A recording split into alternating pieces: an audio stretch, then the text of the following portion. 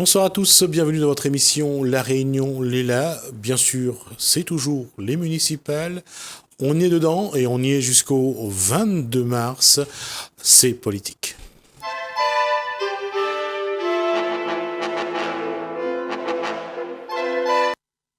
Bonsoir, Florent Picard. Vous venez d'où?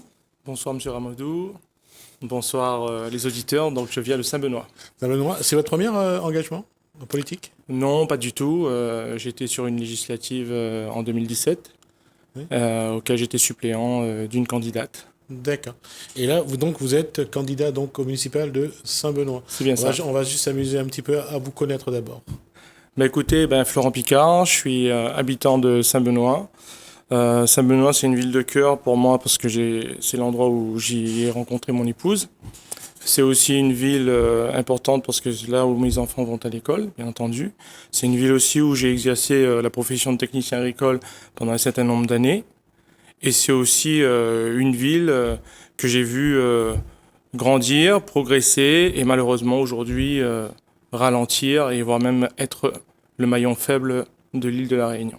Là, qu'est-ce qui explique que, avant de venir à votre engagement, je veux dire, est-ce que vous avez un parcours associatif? Est-ce que vous vous êtes engagé avant, quand vous étiez jeune? Vous avez eu envie de changer un petit peu votre quartier, être dans une association de sport ou de culture? Écoutez, j'ai été sur plusieurs territoires de l'île. J'ai été au lycée agricole de Saint-Joseph. J'ai été aussi aide-formateur à l'IREO de la Plaine des Palmises pendant un certain nombre d'années où je côtoyais des jeunes, des gens qui viennent de divers horizons. J'ai été aussi dans une branche commerciale où j'ai exercé pendant un temps à Saint-Denis au Chaudron. J'ai habité aussi au Chaudron, donc je connais un peu les zones à la fois rurales et à la fois urbaines. Je viens d'une famille aussi d'agriculteurs, donc dans le domaine du lait en particulier, donc dans les hauteurs du Tampon. Mais qu'est-ce qui fait qu'aujourd'hui je suis engagé? Je suis engagé pas seulement pour ça. Je fais de la vacation aussi pour une des plus grosses compagnies d'assurance de l'île. Donc, ce qui me permet aussi de toucher un peu tous les milieux tissus sociaux. Et je me rends compte qu'il y a un problème. Et le problème, il est parfois sectarisé dans certaines communes. Oui. Là, ce parcours que vous avez mené aujourd'hui, c'est juste pour vous dire, est-ce que vous connaissez bien Saint-Benoît? Vous connaissez ces problèmes? Je connais bien Saint-Benoît. Je connais bien son implantation sur le territoire. Je connais bien depuis 2004 en tout cas. Et puis... je connais suffisamment bien aussi l'évolution de cette ville pour me rendre compte qu'on est au point mort. Vous êtes allé à la rencontre de la population déjà ou pas? Oui, absolument. Donc déjà, j'ai été sollicité par celle-ci pour pouvoir aujourd'hui être en face de vous, M. Ramadou. Donc on ne se lève pas un matin en disant que je vais faire campagne pour les municipales. Donc ça vient déjà au cœur des quartiers, ça vient au cœur aussi des associations qui m'ont sollicité et pour certaines m'ont rencontré, pour d'autres que je rencontre encore. Donc effectivement, on ne se lève pas un matin en se rasant et en disant que voilà, je vais me lancer dans une municipale. Ça ne se passe pas comme ça. Alors, vous avez rencontré la population. Quelles Oui. sont leurs demandes? Quelles sont leurs attentes? Quels sont leurs besoins? Alors déjà, ils veulent parfois des choses très simples, hein. Ça peut être de la lumière dans leur quartier, je pense à Michel. Ça peut être aussi les chemins. Vous savez, on parle souvent de cette route du littoral qui fait à peine 13 km. Mais chez nous, on a entre 20 et 30 km de chemin dans un état pitoyable. Dans les hauts ou plus sur le En fait, c'est un peu partout sur le territoire, de Sainte-Anne jusqu'à Saint-Benoît. Nous avons énormément de nids de poules. Aujourd'hui, on se demande même si il ne faut pas changer son mode de transport et passer à des véhicules tout-terrain. Alors qu'on n'est pas à Dakar, on est bien à La Réunion. Il y a cette question-là, mais donc je reviens à ma question tout à l'heure, c'est qu'est-ce qu'ils vous demandent? Qu'est-ce que la population attend du futur maire? Qu'est-ce que la population voudrait changer à Saint-Benoît pour que la vie aille mieux, pour que la vie s'améliore et puis qu'ils se sentent un peu plus sereins? Alors déjà, à Saint-Benoît, ce qu'il faut se rendre compte, il faut regarder aussi dans son rétroviseur. À Saint-Benoît, on se retrouve dans une situation où on a eu très peu d'élus disponibles pour les habitants.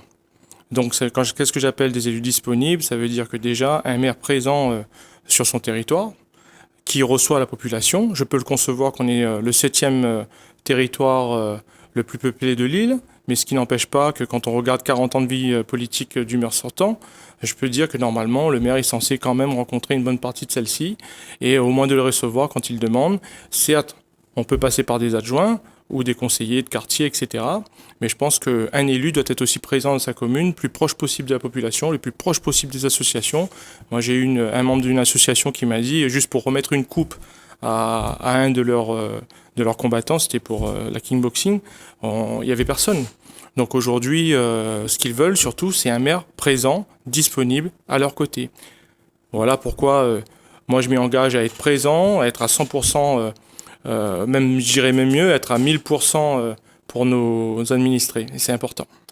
Reste que il vous faut, vous avez sans doute en train de travailler votre programme. Exactement. Quels vont être les grands axes? Qu'est-ce que vous souhaitez faire pour Saint-Benoît? Alors déjà pour Saint-Benoît, c'est pas un secret pour tout le monde. Vous avez le rapport de la Cour régionale des comptes qui est accablant. Donc j'invite à nos amis et à nos citoyens de le consulter. Le rapport date du 18 mars 2019 qui montre une situation financière plus que grave, même certains points douteux. Certaines réponses sont parfois un peu floues, comme par exemple une panne informatique en 2018 qui ont fait qu'on a perdu une partie des données financières. Donc moi je trouve ça un peu gros quand même à l'heure où on est, une mairie, une collectivité. Donc pour moi il est important déjà d'assainir les comptes de cette mairie et de le faire de façon sérieuse et pragmatique. Assainir, ça veut dire licencier? Non, pas du tout. D'ailleurs, je tiens à rassurer l'ensemble des employés communaux. Il n'y aura pas de déplacement d'employés communaux, il n'y aura pas de licenciement, si on peut le constater comme ça. Par contre, il y aura bien entendu un regard sur les absences, sur les gens qui ne sont pas forcément sur leur lieu de travail ou à leur poste de travail, ce qui me semble pour moi on ne peut plus normal. Vous avez sur un territoire comme Saint-Benoît plus de 1340 agents qui y travaillent. Vous prenez le cas de la région Réunion avec un peu plus de 3000. Donc vous voyez très bien que il y a un problème en termes de nombre d'employés communaux. Surtout qu'elle pèse énormément sur les finances. Vous savez, quand on dépense 100 € à Saint-Benoît, il y a 73 € qui partent pour les dépenses liées aux charges du personnel. Pire encore, qu'on entend bien ce chiffre, il y a 10 millions d'euros de cotisations sociales qui ne sont pas payées à ce jour. Vous imaginez la situation ? 4 millions d'euros de déficit qui s'aggrave. Et donc, qu'est-ce que va se passer demain? On va faire supporter ce poids de cette charge-là à nos administrés? Ben, moi, je suis pas d'accord. Et c'est pour ça que ma candidature, elle est dans ce sens. Moi, je pense qu'il y a d'autres solutions. On ne peut pas aujourd'hui ne faire porter aux administrés le poids de la masse fiscale parce qu'on a été à un moment donné incompétent ou qu'on n'a pas regardé suffisamment ce qu'on avait dans le porte-monnaie.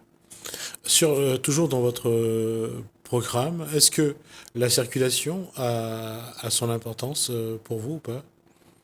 Écoutez, c'est très important. On a le deuxième plus gros axe routier du département, avec une intercommunalité très forte, très ancrée dans l'Est. Aujourd'hui, Saint-Benoît reçoit le trafic de Sainte-Rose, de la Plaine des Palmistes, et parfois aussi des autres communes qui passent par chez nous. Donc aujourd'hui, oui, l'axe routier va devenir une priorité. Mais surtout, moi, ce que je veux préparer la société à la fois bénédictine et rayonnaise, c'est sur le transport de demain. On parle beaucoup d'écologie, on parle beaucoup de pansements qu'on peut mettre ici et là. Moi, je pense qu'il faut réfléchir au mode de transport de demain. C'est pour ça que nous et notre équipe, nous avons réfléchi à ça. Nous avons discuté, nous avons rencontré quelques élus aussi du Sud, parce que c'est important. Pour moi, le développement de la Réunion et de Saint-Benoît en particulier, il va se faire d'est au sud. Moi, aujourd'hui, j'estime que aller tout vers Saint-Denis, faire tout sur Saint-Denis est devenu un peu limité. Dans le projet, vous préférez une route, un axe en 2x2 voies entre Saint-Benoît et le Tampon, plutôt qu'un axe à mi-pente entre Saint-André et Saint-Benoît? Alors là, pas du tout. On va passer par les airs. Donc ça, c'est important. Donc c'est les projets de demain, c'est les défis de demain. Donc on va discuter. Ce sera pour la première fois dans l'histoire de l'île de la Réunion, je pense, où on aura 3 intercos. C'est important. Il y aura la CIREST, la CAS Sud, la Civis. Moi, je veux qu'on passe par un mode de transport aérien. Donc ce sera un téléphérique qui traversera depuis Saint-Benoît jusqu'à Saint-Pierre. C'est notre objectif. En tout cas, on va le proposer aux élus du Sud parce qu'ils ont des projets aussi à eux qui sont peut-être très forts. Mais nous, on a besoin de se développer grâce à eux. Aujourd'hui, Saint-Benoît doit sortir de ce conclave et doit absolument ouvrir les portes vers d'autres territoires. Et ça, c'est important. Donc ce mode de transport, il est à la fois futuriste, il est à la fois écologique et on arrête de bétonner cette île de façon n'importe comment. Pourquoi ? En 2040, on sera à plus d'un million d'habitants. Plus d'un million d'habitants, ça nous donne aujourd'hui des responsabilités énormes. Ça veut dire quoi? Ça veut dire qu'il va falloir garder le panier alimentaire, donc garder une autosuffisance alimentaire dans certains domaines. Vous savez, par exemple, pour la volaille, on a atteint aujourd'hui les 100% quasiment d'autonomie. Sauf que le problème, c'est que l'ONF dresse un bilan un peu noir en disant qu'il reste à la filière volaille à peu près entre 10 et 15 ans de copeaux de bois. Donc ça veut bien dire que la litière, elle va connaître un chemin qui ne sera plus celle d'avant. On va arrêter de taper dans les cryptomérias, il faudra faire autre chose. Donc la filière canne à sucre, les autres filières agricoles ont un tournant qui les attend demain. C'est-à-dire produire de la biomasse, produire du paillage, produire des éléments pour que nos élevages continuent à fonctionner. La volaille, pourquoi j'en parle? Parce que c'est la seule viande qui touche toutes les cultures de notre île. Donc on peut parler d'autres aussi de production locale. Moi d'ailleurs je serai le maire qui signera l'ensemble des permis de construire dans le développement agricole, c'est important. Dans le développement agricole, quand je dis permis de construire, c'est surtout tout ce qui est bâtiments d'élevage de dernière génération, c'est surtout des bâtiments qui vont être écologiques, ça c'est important, et en même temps être précurseur de se dire que Saint-Benoît, on est le deuxième territoire le plus grand de l'île, et elle mérite aussi de garder sa grandeur agricole, c'est important. Sur l'économie, en matière économique, Saint-Benoît a connu des heures propices où ça a marché avec le développement au niveau de la zone de Bras-Fusil, là à côté de la grande surface, qui est justement à l'entrée de cette route vers les plaines. Est-ce qu'aujourd'hui, il y a encore des projets qu'on peut faire? Est-ce qu'il y a encore des projets économiques qu'on peut développer? Alors déjà, je vais rassurer l'ensemble de nos partenaires, surtout la CPME qui m'a envoyé un questionnaire récemment, un certain nombre de questions. On va y répondre, bien entendu. Alors là, ce que j'aimerais intervenir, c'est surtout sur la CFE et sur les impôts fonciers que subissent malheureusement nos administrés à la fois privés et à la fois aussi entreprises. Alors juste préciser que la CFE, c'est le centre de formalité des entreprises. C'est ça. Oui. Donc du coup, on va aussi faire en sorte qu'ils n'ont pas de taxes, du moins pendant notre mandature, supérieure à ce qu'ils payent aujourd'hui. Et d'ailleurs, on va peut-être même aller sur la TOM, c'est-à-dire la taxe d'ordure dans l'environnement ménager.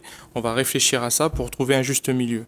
Donc je suis pour le développement de Saint-Benoît, on en manque cruellement. C'est pas le moment, en tout cas pour nous, sous cette gouvernance qui arrive, d'augmenter telle ou telle taxe. C'est important, il faut le retenir. Ça, c'est sûr. Et je reviens à ma question, parce que c'est à laquelle je voudrais que vous répondiez, c'est que est-ce qu'aujourd'hui, on peut faire venir de nouvelles entreprises? Est-ce qu'on peut construire de nouvelles entreprises à Saint-Benoît? Est-ce qu'on peut relancer le volet économique? Tout à fait. D'ailleurs, quand on aura exposé notre projet de transport aérien, quand on l'aura bien expliqué, quand on aura fait toute la pédagogie et mis la lumière correctement sur ce sujet-là et non pas pendant la construction parce que ce serait lamentable. Donc on va créer ce qu'on appelle un congrès des chefs d'entreprise sur 3 jours. Donc on va faire ça dans une des plus grandes salles de l'Est. Sur 3 jours, on va recevoir à la fois les TPE, PME, les startups, les grosses entreprises aussi, mais pas seulement les grosses entreprises locales, mais celles de la région océan Indien, auxquelles on va leur exposer la situation, leur expliquer quelles sont aujourd'hui nos possibilités et en même temps qu'est-ce qu'ils attendent de nous. Parce que le rôle du maire, c'est aussi d'ouvrir des perspectives d'avenir pour celles ou ceux qui veulent s'installer sur notre territoire. Et donc, c'est pas seulement dans les compétences de la CIRES qui a un rôle très important dans le mode économique aujourd'hui. Si on parle pas beaucoup des intercoms, n'oubliez pas que l'élection municipale, c'est aussi les intercoms. Et ça, il va falloir que ce volet économique il soit développé de façon en consortium avec l'ensemble des autres maires du territoire. Très important. En matière d'agriculture, Saint-Benoît a encore une carte à jouer ou pas? Oui, alors la filière canne restera toujours la filière pivot de l'île jusqu'à preuve du contraire, mais en même temps, il faut aussi s'ouvrir vers de la polyculture, il faut s'ouvrir vers d'autres horizons, parce que l'élevage est importante. Régler le problème aussi des influents d'élevage, régler le problème de l'assainissement aussi humain, parce qu'il n'y a pas seulement les élevages qui polluent, mais aussi nous. Donc la gestion de l'eau va être quelque chose de très important, parce que la gestion de l'eau à Saint-Benoît et la qualité, elle n'est pas là. Aujourd'hui, moi, je préfère voir dans le caddie de la ménagère, sauf pour les enfants et nourrissons, bien entendu, je préfère voir de la viande ou des produits bio, etc., que de voir du pack d'eau, sauf quand on est en période cyclonique, bien entendu. Alors, notre qualité d'eau va devoir être révisée et ça, c'est important. Une idée sur les litchis de Bracanotte ou pas? Oui, alors la filière litchi, ben oui, tout le monde connaît les litchis de Bracanotte. Donc vous savez qu'on souffre aussi de deux problèmes majeurs. Le premier, c'est l'exportation. Donc cette année, Aujourd'hui, c'est interdit? Alors le décret est passé. Il y a eu quelques dérogations jusqu'à une certaine date. Le problème pour nous, ce sera demain. Donc répondre au cahier des charges. Donc ça, c'est le rôle de la Chambre verte. Donc loin de moi de parler à leur place, mais je dirais que nous accompagnerons les chambres consulaires, dont la chambre, oui, pardon, et de Lille, et aussi la Chambre verte, très important. On souffrait d'un autre problème. On parlait de litchis et de vergers. On a un problème aussi d'abeilles. Donc, il faut aujourd'hui autoriser... Et c'est un paradoxe parce qu'on voit que la Réunion produit 2 fois moins de miel qu'il en a besoin. Alors, le problème, c'est qu'on en importe aussi beaucoup. Oui. C'est pareil pour la filière animale. On importe énormément de produits d'extérieur. Appartient au législateur de légiférer en la matière. Par contre, nous, ce qu'on constate, c'est que oui, on a un problème de pollinisation. Donc les abeilles ont un rôle très important. Et donc, on va réfléchir avec la Chambre verte, avec la coopérative d'apiculture, pour voir si on peut penser sur nos bâtiments publics, entre autres, d'installer des ruches ici ou là, pour participer, nous aussi, à cette vie. À cette vie il nous d'insectes. reste 3 minutes et demie. Alors, je vais poser la question. La circulation à Saint-Benoît, ça reste un point noir. Vous avez cette rivière des Marsouins qui coupe la ville en deux, qu'il est impossible de gérer. Il faut trouver soit surplombé, soit trouver une autre méthode. Comment faire aujourd'hui pour faire respirer le centre-ville de Saint-Benoît? Alors déjà, pour faire respirer le centre-ville de Saint-Benoît, déjà on va penser, nous, à peut-être la rendre piétonne avec des horaires de passage, un peu comme la rue des Bons Enfants à Saint-Pierre pour les cités. On va réfléchir à comment redynamiser notre centre-ville. Bien entendu, ça va passer aussi par des arbitrages. En ce qui concerne la 2x2 voies, le prolongement sur la route des Plaines, je suis favorable, sauf que il va falloir qu'on réfléchisse à surtout qu'on l'inclue avec le passage des piétons, qu'on l'inclue avec le passage aussi des personnes handies. C'est au niveau du rond-point des Plaines, on parle? Pas seulement au niveau du rond-point, mais je pense aussi à des passages aussi aériens avec des ponts, etc. On peut penser tout un tas de choses. Sauf que moi, j'aimerais voir quels sont les projets de la région en la matière. N'oubliez pas qu'en 2020, c'est une élection municipale, c'est très important, mais en face du maire élu, il y aura toujours le même président de région, le même président de département et le même président de la République. Donc, quelles ont été les orientations de la région dans le plan régional d'aménagement pour savoir comment ils vont vouloir faire ce plan de circulation? Nous, on essaiera de peser de notre poids pour que ça passe, pour que nos projets soient défendus. Mais s'il y a des choses qui sont lancées, il va falloir les regarder et savoir s'ils sont en adéquation avec ce qui veut être mis en place. Quel serait le projet le plus facile à faire si demain vous êtes à la mairie? Alors déjà, le plus facile à faire déjà, si je suis à la mairie, je pense que ce sera de mettre l'écharpe. Donc voilà, avec un peu d'humour. Mais plus concrètement, pour moi, le plus facile à faire déjà, ce sera de rétablir de l'ordre managérial dans cette commune. D'accord. Il vous reste 1 minute et demie. Je vais vous laisser. Ta caméra est là. Je vais vous laisser 1 minute pour parler pour dire votre message à la population. Écoutez, bénédictins, bénédictines, membres de l'intercommunalité de la Sireste, notre engagement envers la population est très fort. Nous avons aujourd'hui des projets innovants. Nous avons une équipe dynamique à votre service, au service de la population. Nous voulons que tout un chacun retrouve un rythme de travail et un rythme de vie dans cette ville. Je sais que l'âme de Saint-Benoît n'est pas rompue, elle est toujours là. Je sais que vous êtes de bonne volonté. Par contre, je sais que Saint-Benoît a de grosses difficultés. Je reprends ce rapport de la Cour régionale des comptes. Je vous invite à le lire, à le regarder. Il y a énormément de personnes qui étaient aux responsabilités à ce moment-là. Je vous demande de faire un choix qui soit concis et sérieux en la matière. Je vous remercie. Merci Florent Picard. Je rappelle donc que vous êtes candidat au municipal de Saint-Benoît les 15 et 22 mars. Merci d'avoir été notre invité et d'avoir répondu à nos questions. Merci, on va regarder deux reportages. Rouvenous Zarlor en premier, puis le Kosaïdi dans notre commune. On se retrouve juste après avec un autre candidat.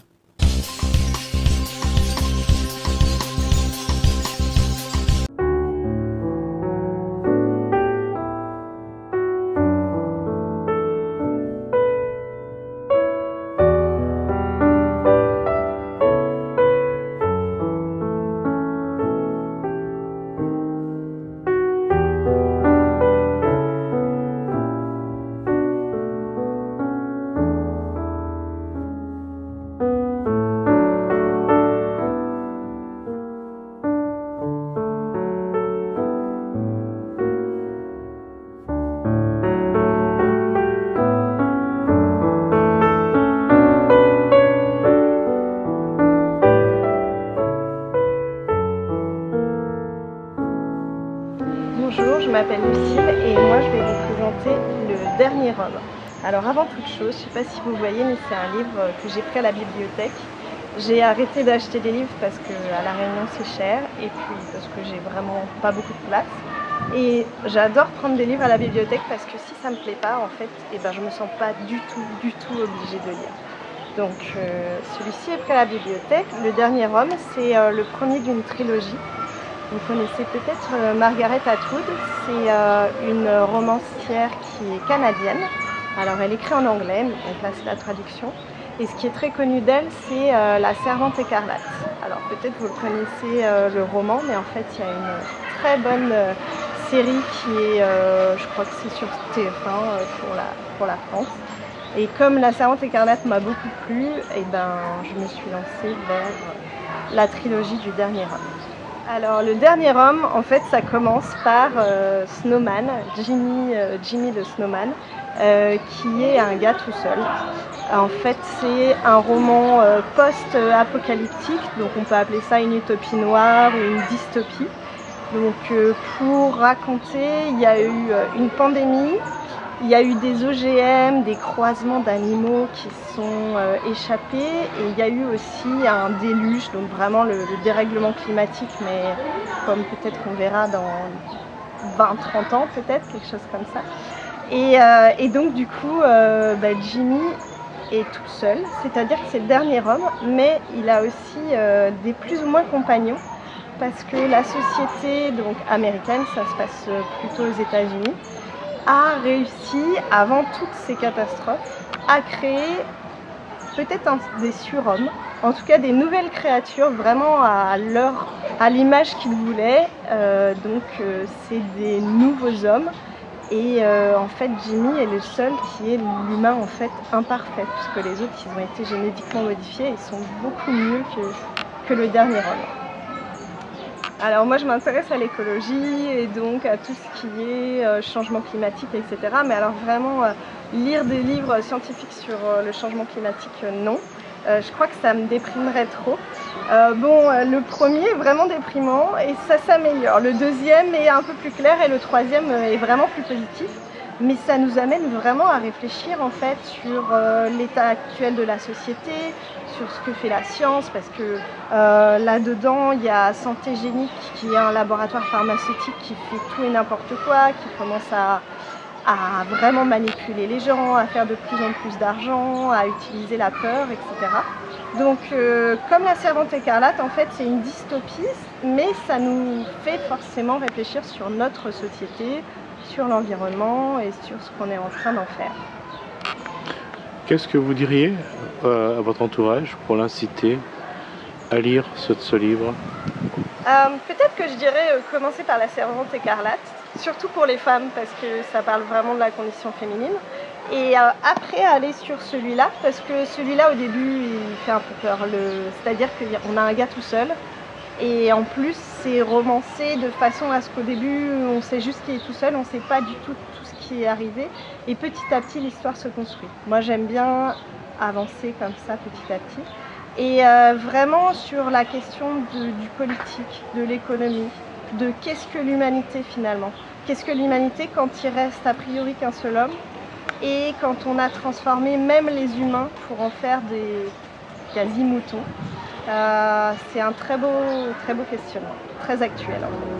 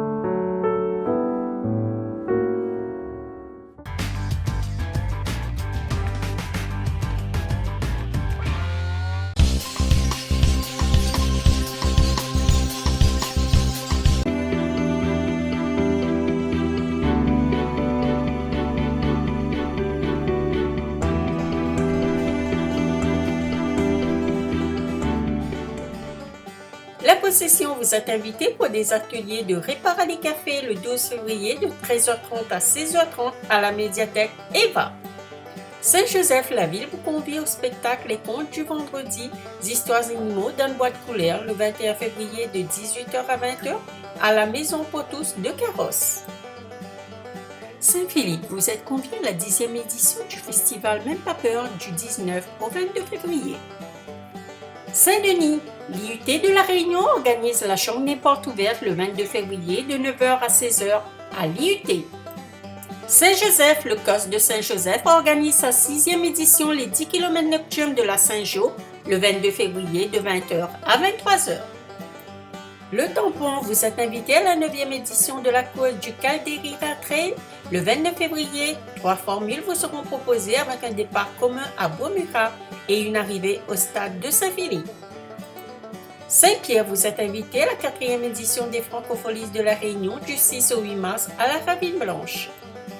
Saint-Denis, le parc des expositions de Saint-Denis organise la 2e édition du Salon de la Ferme en ville, le thème de la terre à l'assiette, du 6 au 8 mars au parc des expositions de la Nordève à Saint-Denis. Tarif 5 €. Saint-Leu, l'Athletic Club de la Chaloupe organise 10 km de l'ADH le 8 mars de 7h à 10h au Plat. Départ 7h au stade municipal, chemin de la découverte au Plat de Saint-Leu. Saint-Paul, l'espace culturel Le Comte de Lys organise le festival Criquet Craquet du 11 au 13 mars. Saint-Benoît Tropicadène vous convie à son Tropicadène Kids, parcours ludique à obstacles pour les enfants de 6 à 13 ans, les 28 et 29 mars à 14h à la Rivière des Roches, Saint-Benoît.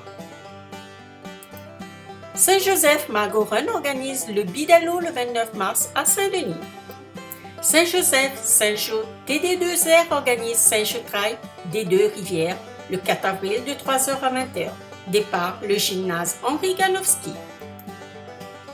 Saint-André Miss Tamil Réunion organise la finale Miss Tamil Réunion 2020 le 11 avril à la Saléance de Saint-André.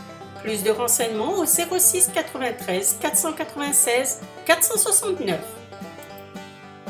Saint-Denis, vous êtes conviés à la 32e édition du Salon de la Maison du 1er au 10 mai de 10h à 19h au Parc des Expositions de la Nordève à Saint-Denis.